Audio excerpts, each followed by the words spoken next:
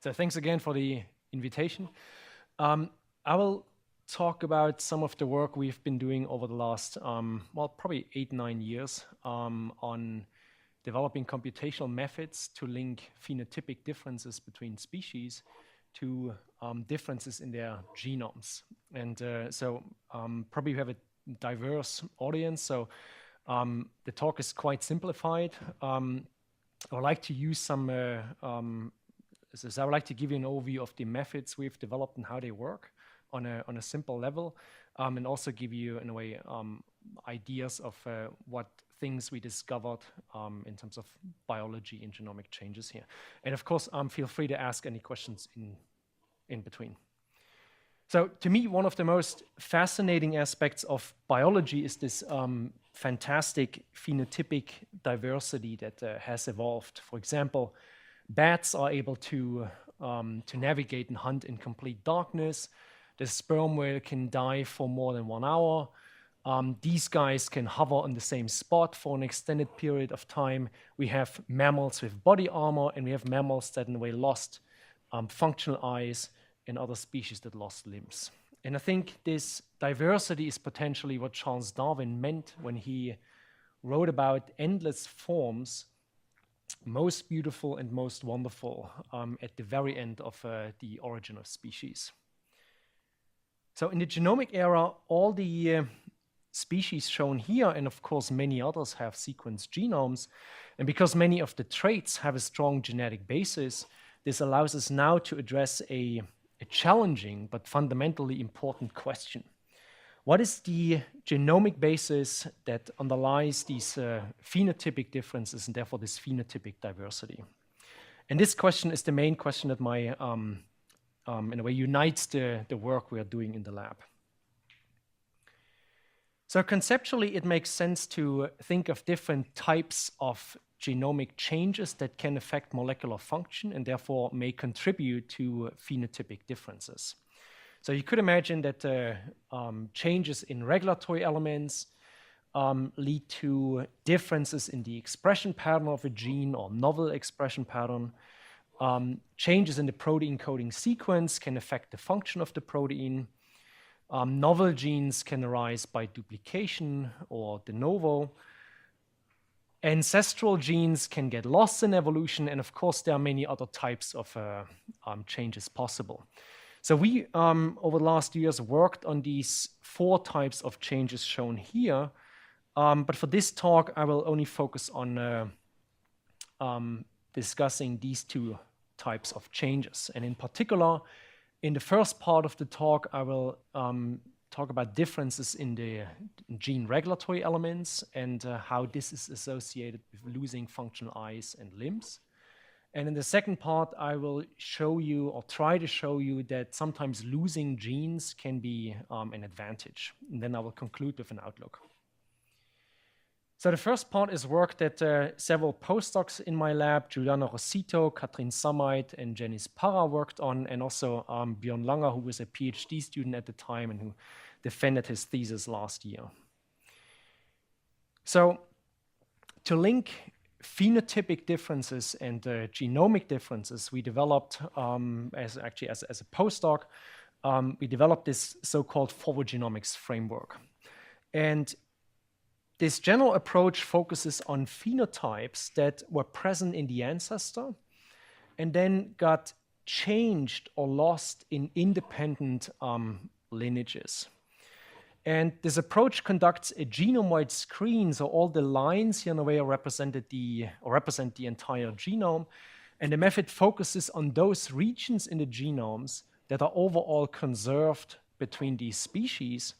And we try to find these regions that are more diverged or sometimes even completely lost in those species that have changed or lost this particular phenotype. So try to find, in a way, a match or an association between a phenotypic difference pattern and the genomic divergence pattern here.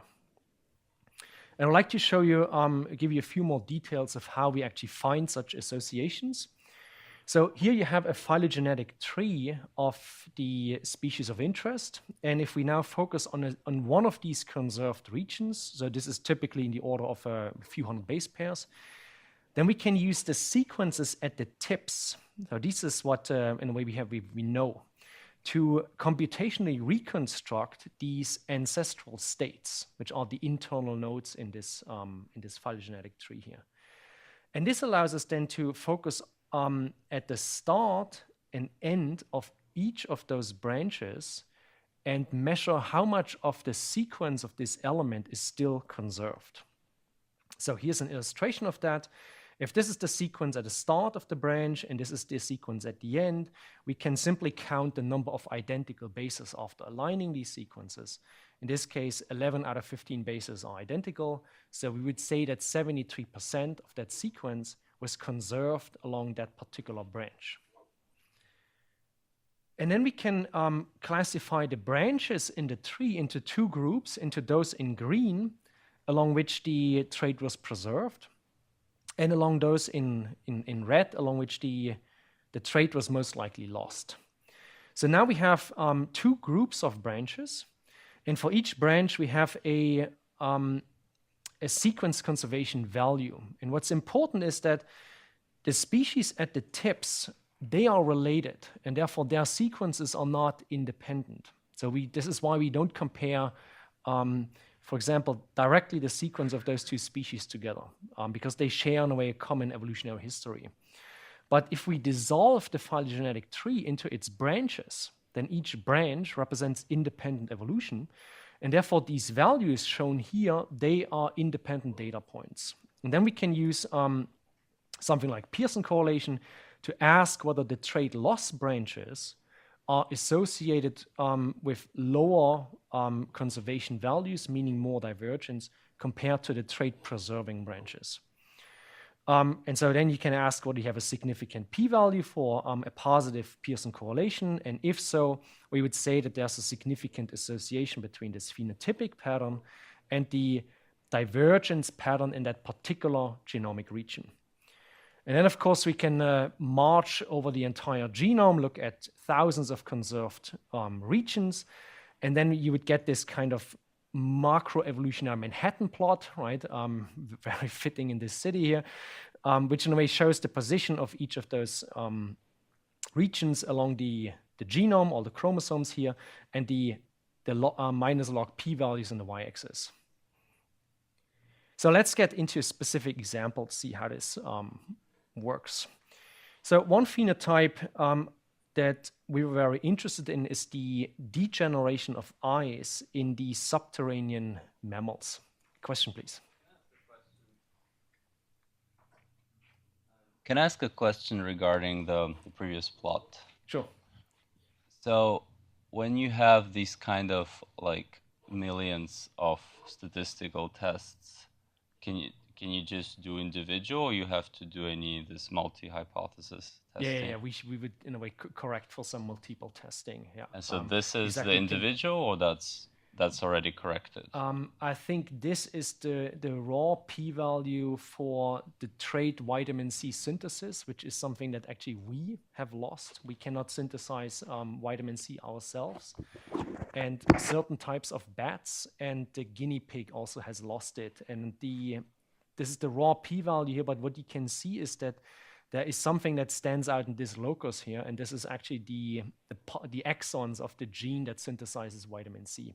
So then I can't tell you off the top of my head, there's pretty old data on the way, where the FDR significance threshold line would be, but you could imagine it's somewhere here, and then you would need to inspect those hits. A very good question.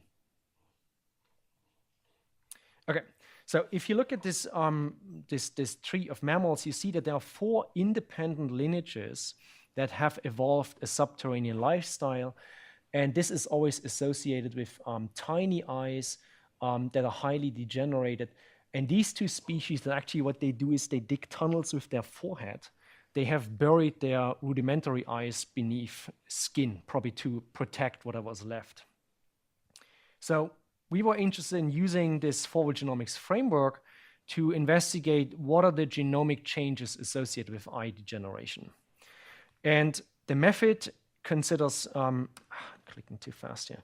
The method considers all conserved regions in the genome, and they largely fall into two classes. And the first class are exons of coding genes. And here we find significant sequence divergence in these subterranean species in exons that belong to a total of 208 genes. And what is interesting is that those 208 genes are highly enriched for eye-related genes. You can see this here as the kind of the minus log p, this case the adjusted, so the FDR is shown on the y-axis, and then we see enrichments for something like Go terms, visual perception, lens development, structural lens components, which are many of those crystalline genes. We also find enrichments for genes that give abnormal eye phenotypes if you knock out the gene in a mouse, and genes that are associated with human eye diseases like cataracts, which means getting a cloudy lens.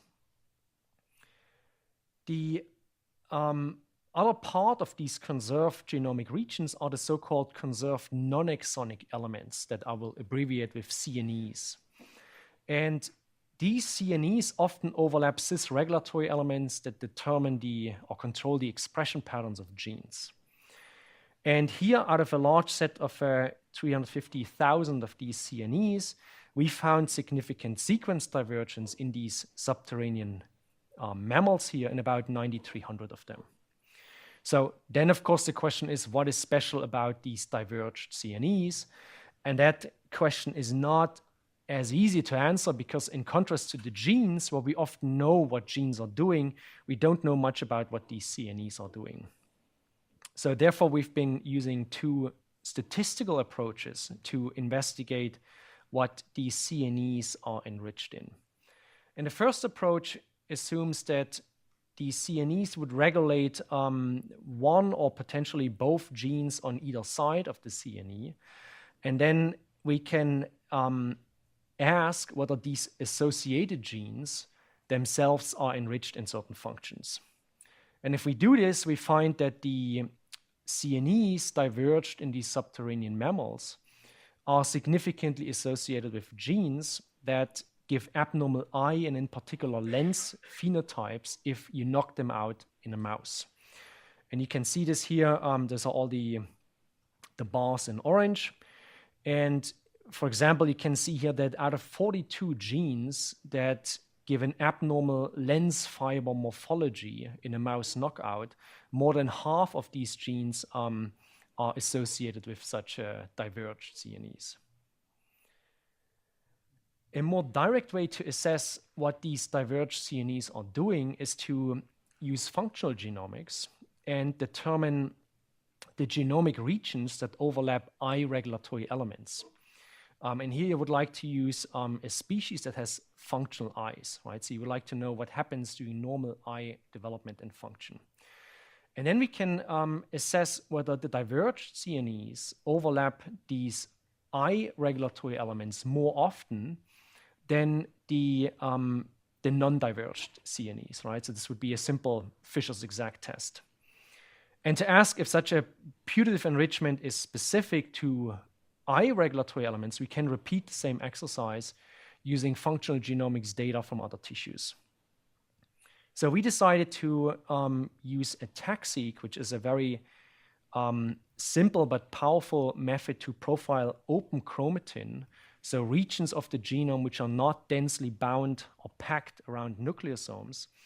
And the idea is that such open chromatin regions, that this is a hallmark of regulatory activity in the respective tissue. And we used mouse as a species where we could extract certain tissues from, and applied a TAC-seq to whole eye tissue at embryonic day 11.5, separating lens and retina tissue at 3 days later. And we also did a TAC-seq on limb and brain for comparison. And we found that the diverged CNEs are significantly enriched in our eye TAC-seq data sets. And this we could confirm looking at publicly available data sets for adult mouse eye tissues like transcription factor ChIP-seq data in the retina, or this is another method to obtain open chromatin peaks in the retina, and this is another ChIP-seq data set here. And in contrast, if you look at non-eye tissues, such as skeletal tissue or midbrain or limb, then we don't find any preferential enrichment. So from this, we can conclude that there are in the order of a few hundred conserved non-coding regions that are diverged in these subterranean mammals here, and that are located near genes required for normal eye development and function, and that overlap eye regulatory elements. And together with the results for genes, this tells us that likely divergence in both genes and in regulatory elements contributes to eye degeneration in these creatures here. A second trait that I find incredibly fascinating, I would argue this is probably one of the most radical body plan transformation that we see among vertebrates, is the loss of limbs in the evolution of snakes. Question? Just if we make the analogy with like DNA as reading code, so it means like it's all these species rather like comment out code rather than deleting it when something is not really needed anymore? This is a good question.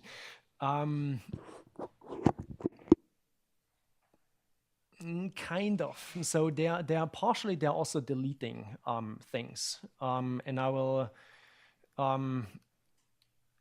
So there are complete deletion of these CNEs. There are also complete deletions of parts of genes or entire genes.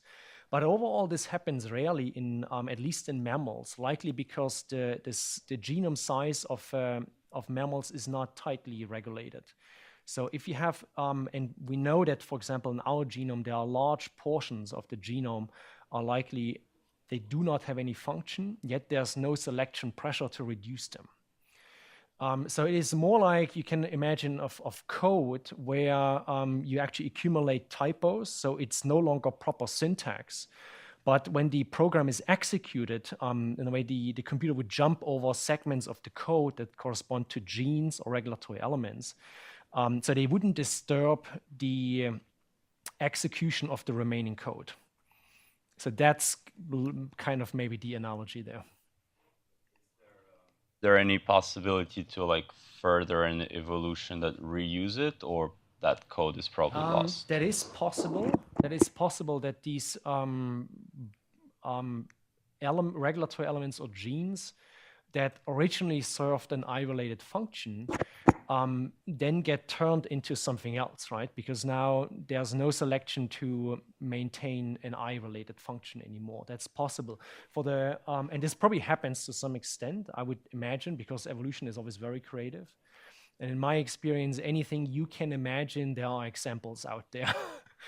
I don't know of any particular example, because for this we would have to use experiment to really investigate these things. But for the most part, I would argue that these CNEs or those genes are evolving neutrally, meaning at some point they will get deleted, or they will mutate beyond our ability to still recognize the remnants.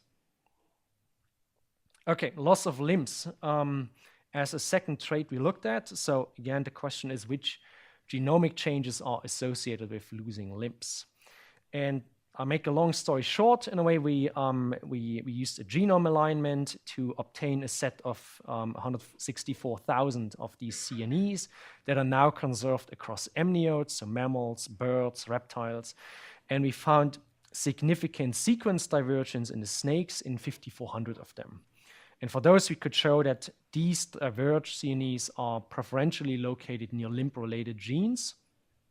And using ATAC-seq, we could show that they also overlap limb regulatory elements that are active during normal limb development in a lizard that has proper limbs, right? And so this also shows us that similar to eye degeneration in these mammals, there is widespread sequence divergence now in limb regulatory elements in snakes. And I would like to not only show you, question first. Yeah, so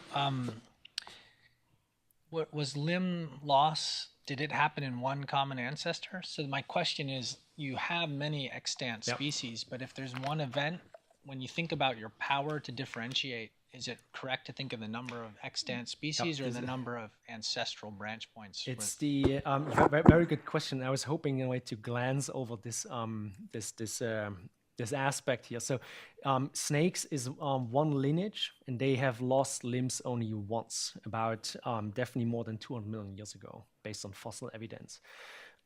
So in contrast to eye degeneration in the subterranean mammals happened at least 4 times independently. So we're using in a way as a variant of this forward genomics method that still reconstructs ancestral states, but then in a way simply uses a z-score measure to ask that which of those CNEs are significantly more diverged in the snakes. And we can do simulations and some other statistical measures to in a way show that this set here is, I think the most conservative is still an FDR of less than 5%. Yeah, but in general, you would like to have independent changes of your trait of interest, because we know based on simulation this increases power to detect the right regions. And we have projects in the work where we sequenced other reptiles, independent lineages that also have reduced or absent limbs. And then we're in the process of running forward genomics and analyzing this kind of data. Actually, limb loss, despite the fact that it's a very radical transition, happens in reptiles probably 30 times independently or more. Right, so that's something to think about. There's lots of stuff to study, definitely. Okay, I would like to not give you kind of statistics, but also give you a feeling of how the data looks like. So this is looking into a certain region of the genome, and these are these attack-seek signal tracks. So you see here that there's elevated signal in the 4 replicates of limb tissue. So this is a limb regulatory element. We don't get any open chromatin in brain or liver. And I picked this particular example because it overlaps a CNE, which is located here, that in mouse is known to regulate the GLE3 transcription factor. And this is a key gene that is required for proper limb development. And you can see here in the sequence alignment that in these 2 snakes, there are nucleotide changes and also larger deletions that removed parts of this regulatory element. So then a very important question is the sequence divergence that we have been measuring so far, is that a signature of functional decay? Or is it like, in analogy, typically I use a different analogy, but here, an analogy to computer code, if you add spaces to your comment lines, the code obviously wouldn't be affected. Yet, if you would diff your 2 source code files, probably a bunch of lines would show up as having differences, right? So if the sequence divergence is a sign of functional decay, then we would expect that mutations we see here, for example, in these snakes, that they destroy binding sites for important transcription factors, as it is shown here in these for this particular regulatory element. And this is not only, of course, it's a beautiful picture and kind of a poster child, but we could actually show systematically that the CNEs diverged in the subterranean mammals have lost on a massive scale binding sites for eye transcription factors, and that the snake diverged CNEs have been losing many limb transcription factor binding sites. And this observation in a way led to the idea that we can probably better capture functional divergence if we're not measuring sequence divergence, so simply counting the number of nucleotides that differ, but we should look at the difference at the binding site level. And here are 2 toy examples motivating that. So if you compare the sequence of an ancestral sequence and the sequence of a species, then in this case, we only see 2 mutations. So at the sequence level, not much has happened. But at the binding site level, those 2 mutations destroy 2 potentially important binding sites. So detecting such a regulatory element would increase sensitivity. The other example, here we have much more sequence changes. But if we look at the binding site level, then these sequence changes happen maybe outside of binding sites, or they flip a base such that the transcription factor can still bind, because at this position it is okay with having either an A or a T. And in this case, we actually destroy this binding site here, but other changes downstream create an equivalent binding sites close by. So likely, from a functional point of view, not much has happened here, despite the fact we have much more sequence changes. So not detecting such a case would increase specificity. And long story short, we developed a method that we call regulatory element forward genomics, or ReForge, that uses the same kind of framework of reconstructing ancestral states and measuring differences along every branch. But now we're not measuring sequence conservation, but we're measuring how well are binding sites of relevant transcription factors preserved.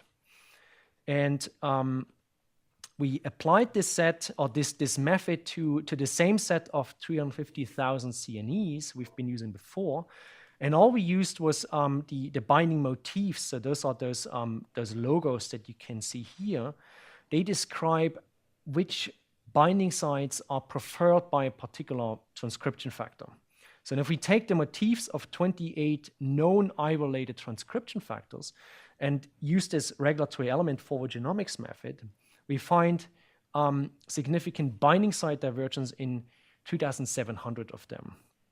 So this is fewer CNEs compared to more than 9,000 CNEs we had before. So likely we are more specific. We can show that this smaller set is actually more enriched in eye regulatory elements. And what's interesting is we found many additional hits near very important genes for eye development, genes associated with human eye diseases, where we couldn't find any significant sequence divergence before. So this is an indication that, in fact, we do have increased sequence we have increased sensitivity. Okay, to sum up the first part, I showed you methods that detect sequence but also transcription factor binding site divergence in putative regulatory elements. And we found a number, hundreds of such elements with increased sequence and binding site divergence that likely contributed to eye degeneration in these subterranean mammals and the process of limb loss in snakes.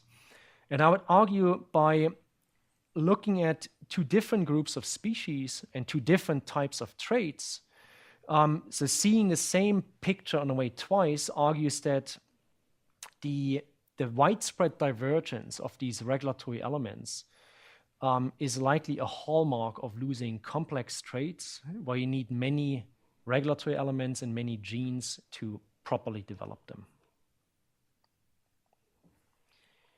Okay. In the second part, I would like to now talk specifically about losing genes and some to me, very exciting aspects that we discovered. And this is the work of Virag Sharma, Nikolai Hecker, and Giuliano Rossito. So here's the motivation for this project. This forward genomics framework that measures sequence divergence. Question, yes? Just curious, I think there are limbless amphibians and limbless mammals. Do you look at them as well? There are no limbless mammals. There are manatees and dolphins. They have lost their legs, but they still have, in a way, flippers. And we know that the regulatory elements that determine limb development are, for the most part, they are work on both the forelimb and the hind limbs. So, but it's an interesting trait actually, and we and others are also working on what are the genomic changes that led to leg loss in those aquatic lineages. But it appears to be a very tricky question. In amphibians, we haven't looked for the main reason that those genomes are not yet available. Amphibian genomes are very large, and therefore difficult to sequence and assemble. And so with vertebrate genome projects and other large-scale efforts to, in a way, sequence life, I'll get there at the end, we will get these genomes, but right now they have not yet been sequenced. Yeah. Good question. Okay, so this forward genomics method just measures sequence divergence, right? And it does, the nice thing is it gives you an unbiased way to look at the genome, because if this is a gene and this is a regulatory element, we would treat it in exactly the same way, right? The downside, of course, is that we're ignoring any biological knowledge we actually have about the different types of genomic elements. And I showed you before that we can do better in capturing functional divergence and loss for regulatory elements if we look at transcription factor binding site differences. And similar to that, if we think of gene loss, we know which types of mutations destroy a gene. So here we compare the sequence, this is just a sketch, right? The sequence of a coding exon across two species or an ancestor in a species. And then, of course, the entire region can get deleted, right? That's an obvious mutation. But also such smaller deletions of 1 or 2 bases, so that would shift the protein's reading frame, or mutations that destroy the conserved splice site dinucleotides, and of course, base changes that create in-frame stop codons. All these mutations are an indication that the gene no longer encodes a functional protein and therefore is lost. So detecting these kind of mutations appears to be a straightforward problem, I would say. At least that's what we thought when we started doing that project. After all, with such an alignment, we can all do this by hand, right? And it doesn't require a lot of code to just screen this alignment and detect whether you have stop codons and frame shifts. But in a way, to run forward genomics, we needed to identify such gene-inactivating mutations across the entire genome, meaning across literally all genes. We had to do so across many, many species. And of course, we have to achieve a very high accuracy, because any kind of manual intervention, manual curation is no longer an option, right?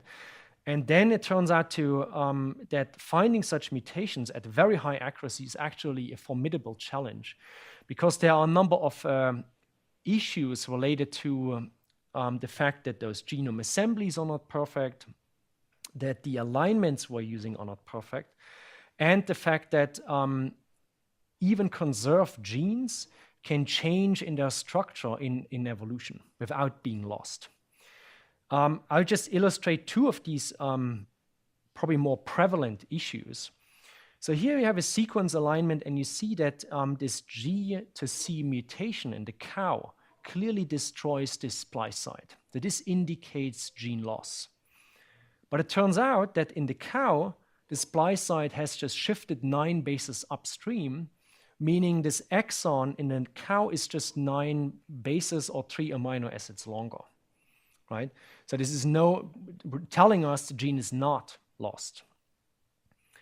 In this case, we have a very nice sequence alignment that has a 4-base insertion in the cow. Again, it's a frame shift, so indicating gene loss. But you can find an alternative alignment, and this is not to be confused with alternative facts, so this really exists, where this 4-base insertion is now shifted in the intron. And both of these alignments have the same sequence identity. And with this alignment, we would of course clearly say there is no indication for gene loss, that gene is conserved. So we developed a computational pipeline that tries to address all these issues shown here as best as possible, and this actually took us several years to develop. And if we test this pipeline on a very large set of truly conserved genes, then we obtain a specificity of 99.7% or higher. That means this pipeline makes very few mistakes of calling a conserved gene as lost. And this very high accuracy enabled us to then systematically determine gene losses in the genomes of the 62 different placental mammals shown here. And then, of course, with this very rich data set, you can ask and address a number of interesting questions. The question that I found most exciting is which genes are lost in species that exhibit obvious, very prominent phenotypic adaptations. And if we take a step back and think of how an adaptive trait, so a trait that enhances fitness, enhances survival, how such a trait evolves, then we would expect that it is typically maybe changes in gene expression or optimizing protein function or potentially genomic novelty, novel genes, right? So those are the types of changes that likely contribute to adaptation. But we found evidence that sometimes losing ancestral genes can also contribute to adaptive traits. And while this is kind of well established in microbes or bacteria, where people can do experimental evolutions, they can really track evolution over time in a dish. In mammals, there were very few examples of those. And when gene loss can be beneficial, I would argue this is definitely less intuitive. After all, it means that breaking an existing genetic component is somehow a good idea.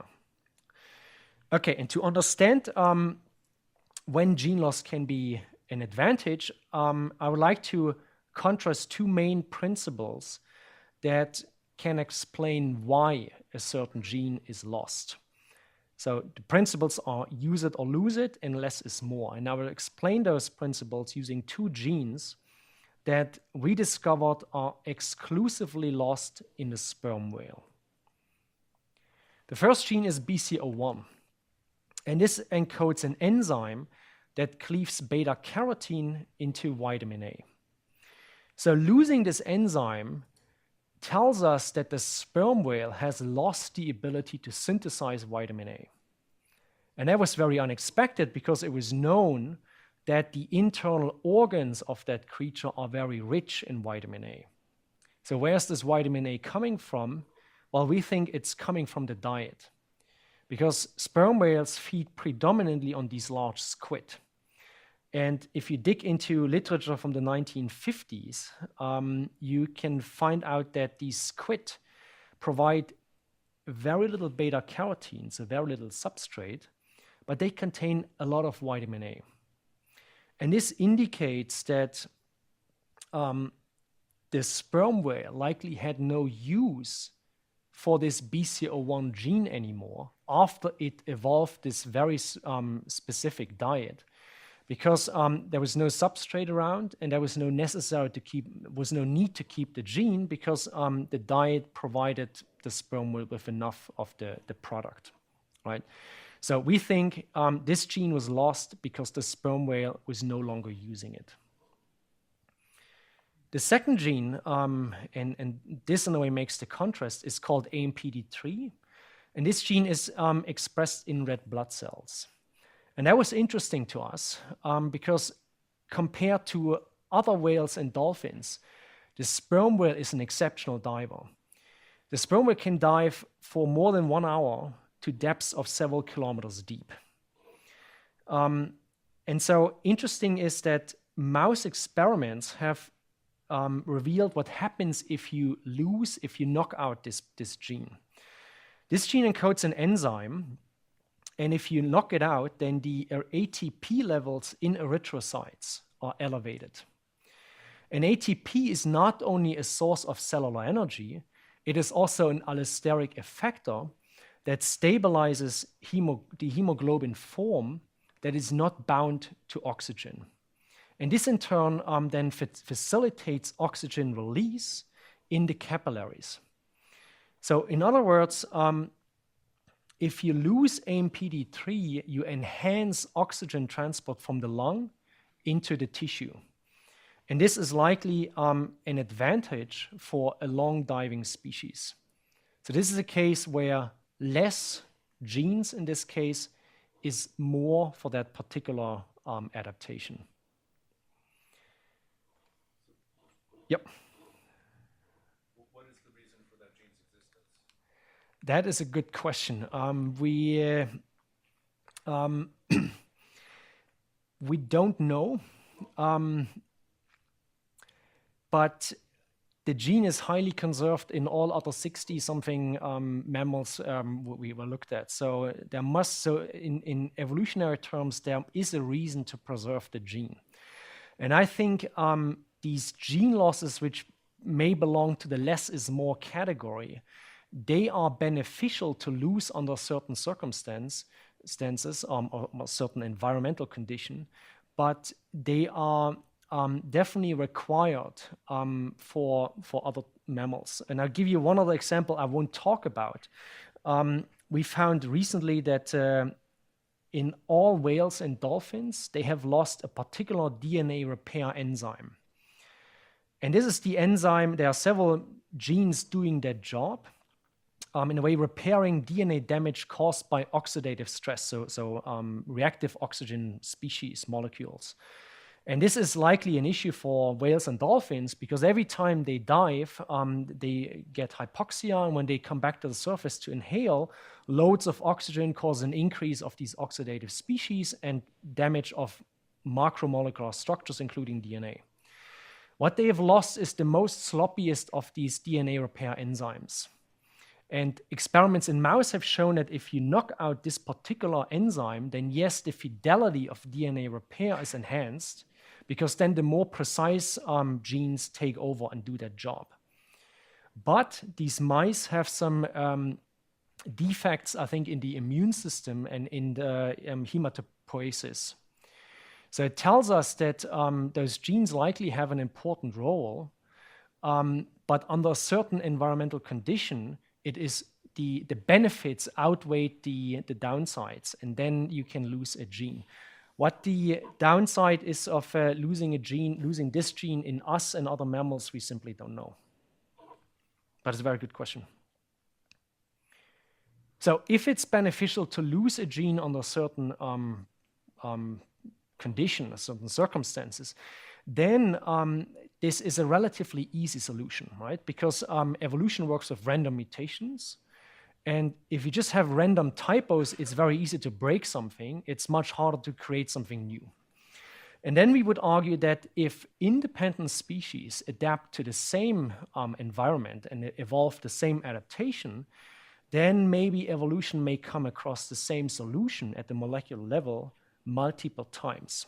And this gene might get lost in a way several times or convergently. So to investigate this in a way, we adopted this forward genomics framework. And now we were not screening for increased nucleotide divergence of exons, but now in a way we switched to using our catalogs of gene losses and try to find genes which are convergently lost in those species that have a certain phenotypic difference or adaptation. And the particular example I would like to mention is an adaptation to a carnivorous or herbivorous diet in mammals. So we try to search for genes systematically that are preferentially lost in independent herbivorous mammals. And one of the genes we found that likely belongs to this less is more category is called PNLIP-RP1. And this gene is actually lost in 8 independent herbivore lineages like horses, ruminants, the guinea pig, manatees, this is the naked mole rat, and elephants, all strict herbivores. The function of this gene relates to the digestion of dietary fat, so triglycerides. If you get triglycerides in your diet, you need the enzyme triglyceride lipase to cleave them. And this enzyme requires another gene, a cofactor, to become active. What PNLIP-RP1 is doing, it is sequestering and binding this cofactor. And therefore, if you have this gene, you lower the effective amount of the cofactor and therefore inhibit this triglyceride lipase. And you can see this inhibitory effect if you knock out the gene in mice, where people can then measure that enzymatic activity is drastically increased, and these mice, in a way, double their fat content on a regular diet. So losing P and LibRP1 improves the efficiency of digesting dietary triglycerides. And we think this is certainly an advantage for these species. After all, plant-based material is very typically very low in triglyceride content, right? So we think this is a convergent case of less is more. So to sum up the second part, I showed you that we developed a highly accurate method to detect gene losses across genomes of many species. And we think that most of the gene losses we find belong to this use it or lose it category, where simply genes get lost because there's no selection pressure anymore to preserve them. Nevertheless, such cases can provide novel insights into species biology or evolutionary history. After all, it was not known that the sperm whale is most likely unable to synthesize vitamin A. And we think that sometimes it can be beneficial to lose a gene, and then gene losses can contribute to adaptive evolution. And we found many additional examples in the evolution of whales, or convergent cases of convergent gene losses shared between whales and dolphins, and the manatee as a second fully aquatic lineage. We also found gene losses that likely help these fruit bats here to adapt to their very sugar-rich diet. So this, we found in a way several examples that where gene losses likely contribute to morphological adaptations, physiological, and also metabolic adaptations.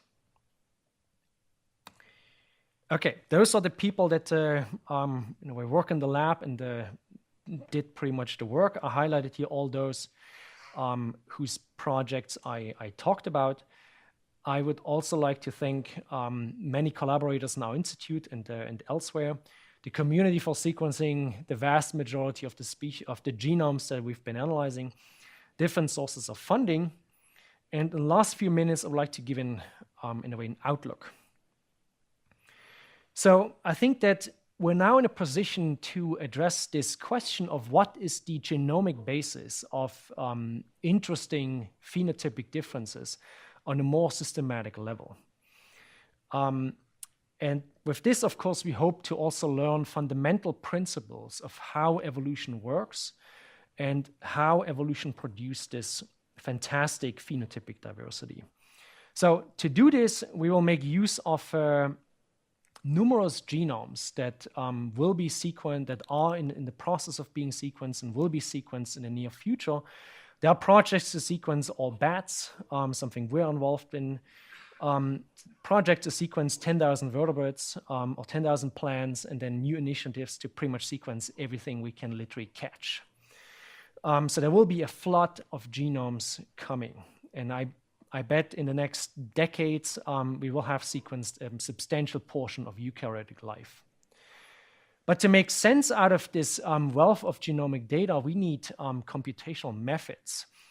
Methods that detect important types of genomic changes, such as those that I talked about. There are many other types of changes where I think methods need to be developed to specifically capture them. There's definitely room for improvement to systematically associate phenotypic differences to genomic differences, and thinking of not only 60 or 120 genomes, but thousands of genomes. We need methods that scale to this amount of data, and by definition, they have to be highly accurate, because error in a way would simply multiply with the number of genomes you look at, and at some point your signal is watered down so much that you wouldn't detect it anymore, or you detect noise. And then, thanks to advances in molecular technologies, we can begin to explore such links between genotype and phenotype. For example, by using functional genomics to measure if a gene really has a different expression level, or using this ATAC-seq method to obtain genome-wide, in a way, view of the regulatory landscape. And of course, with CRISPR-Cas9, it gets easier and easier to then to recapitulate the evolutionary changes in suitable systems, like manipulating cells in a dish, or manipulating the gene of interest in model organisms. And with that, I think that combining computational methods development, comparative and functional genomics, we will be able to at least learn some important aspects of how many interesting traits evolved. Probably a particular focus should be on traits that have some sort of human relevance, so we can learn something from nature. For example, these species live on a sugar-rich diet, yet they don't get diabetes, or bats are very long-lived for their body size. There are some bats which weigh less than 10 grams, yet they get 40 or more years old. And they show very few signs of senescence. They have very low rates of cancer. And there are bat lineages that live with deadly viruses like Ebola or SARS, yet they don't suffer from any of the symptoms or actually die. Right? So there are many interesting traits we can learn something from. And in the long term, of course, we hope that we will be able to extract fundamental principles and develop a general understanding of how these endless forms evolved at the molecular level. Thank you very much.